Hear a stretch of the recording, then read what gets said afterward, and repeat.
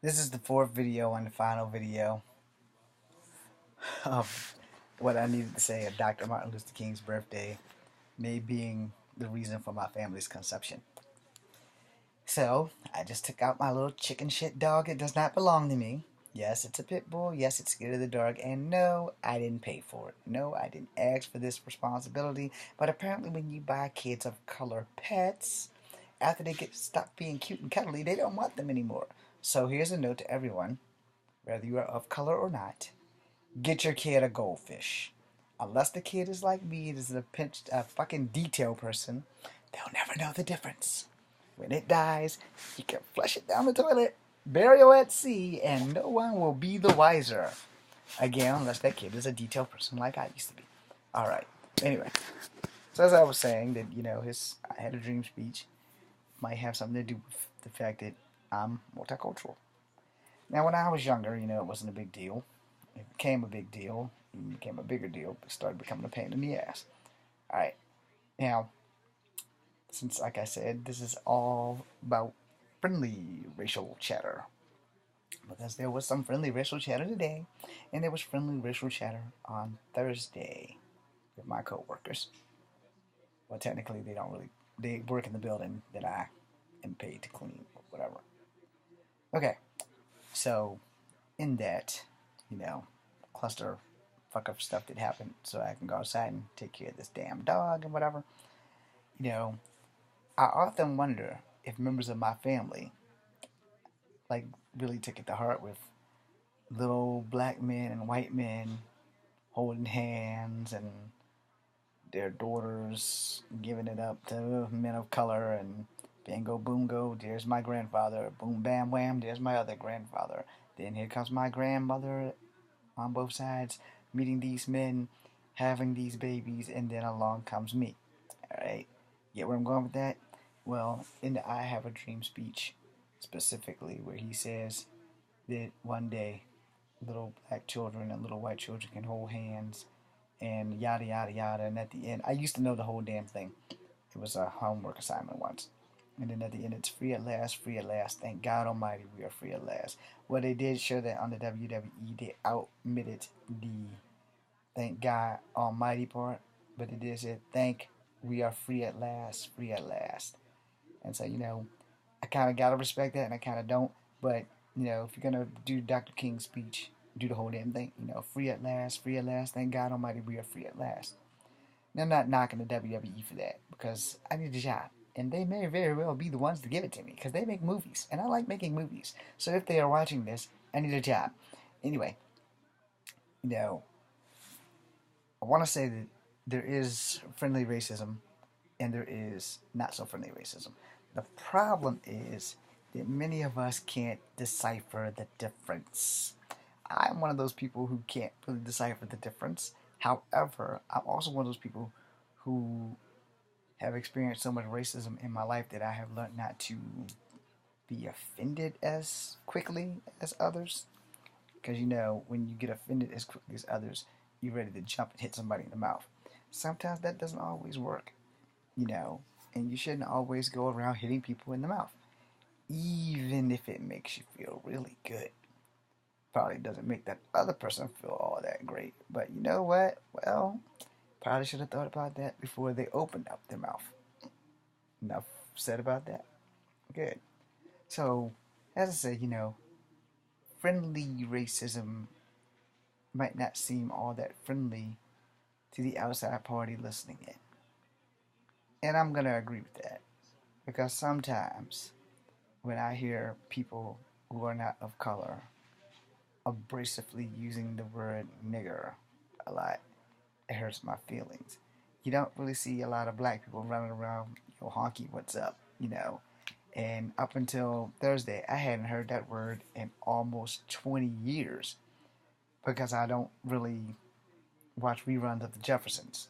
I remember George Jefferson saying it on the Jeffersons, and I know that predominantly the writers back then were mostly white and very few blacks.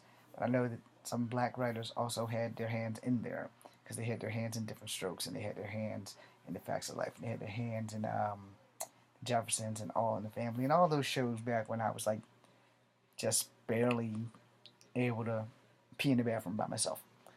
So, I kind of get offended when a black person calls a white person a honky as much as I get offended as when a white person calls a black person a nigger, or when both of those two races decide to call someone who's a Native American red man or chief, or if they call an Asian a chink, a spick, a spook, a gook, etc.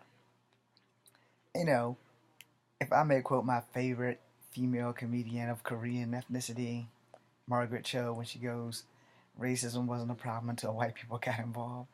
Okay, I respect that because I really love Margaret Cho. Too bad she's married, and apparently she has shaved her head, and I never knew that until I seen her on that TV show. But you know what? Who cares? It's not relevant for this. Now, however, not to be a dick, you know, there have been lots of friendly racism jokes around me this since Thursday, and when it was said, it like blew my mind. I mean, it really blew my mind because I'm like, this man of God just said that, which like totally blew my mind to pieces. And then, like I said, I felt like we were kind of, I wouldn't say really ganging up on the lady because she knows where we are. And I'm like, I kind of felt like I could feel her awkwardness, but the fact of the matter was, the only person that was awkward in there was me. But like I said, I don't have the right to be a racist. I really don't. So I have to manage my thoughts and my words. But I will say this: I do hate racist people. I probably shouldn't hate anyone, and hate is a strong word, but you can't really use the word dislike as a substitute for hate. I mean, you can. Fuck it, I can't. You know, if I hate you, the only way I would honestly, truly ever hate anyone is because they're fucking racist. Alright? It's been said. Gonna try and keep this peaceful though, because it is Dr. Martin Luther King's birthday. Excuse me, Dr. Martin Luther King Jr.'s birthday. And I heard his family were doing something, and I didn't really pay attention to the news and some other things. And the weekend was coming up and they were doing something over that too. I don't know how much truth that is because if I don't see it, I can't say it's the truth and I can't say it's a lie. So I can hurry up and finish this so I can go and eat my fucking muffins.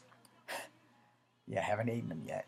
Even in a little time that I've been gone, haven't eaten them. And I really just want to touch on the thing before I end this. Racism is like religion.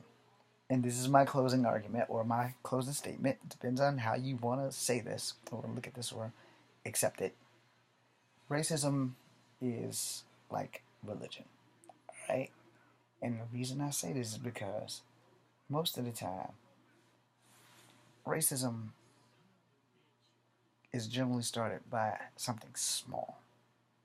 And religious arguments generally start with something small until some jackass becomes a radical and says, hey, I'm going to blow up this part of this country because I have nothing better to do than to follow some coward blindly into some bullshit and let's blame Allah. Let's make all the Muslims look bad, which is a form of racism. Alright? It's bullshit because not all Muslims thinking about blowing up your families. Okay, let's get rid of that. That's like saying all Buddhists are thinking about blowing up your families. Buddhists, we and they, because I consider myself a person of many religions, I kind of accept them all, but I don't follow them all. That makes sense? Too bad. Anyway, Buddhists don't go around doing anything but praying for world peace. Dalai Lamas and all those people, they're just trying to find peace, trying to find that easy go-between that connects us all, which really starts in the human heart. But we don't let our brains follow our hearts. And most of the time, your heart gets you in more trouble than your brain. But sometimes your brain and your mouthpiece winds up causing a bigger problem. So like I said, racism really starts off something very small. And then it just blows up. And in doing so, it causes a big old clusterfuck of problems. I'm James Williams Jr. This is Kung Fu Habit number 2. Deuces, peace, love be with you. and I use a hell of a lot of Blue Magic hair grease. Anyway, as I close out this vid, I want everybody to take care of each other. Let's try to have no racist moments for this week in the birthday of Martin Luther King Jr. And as he would say in his I Had a Dream speech, that freedom ring, free at last, free at last. Thank God Almighty, we are free at last. Good night. And I really want to eat those damn muffins now.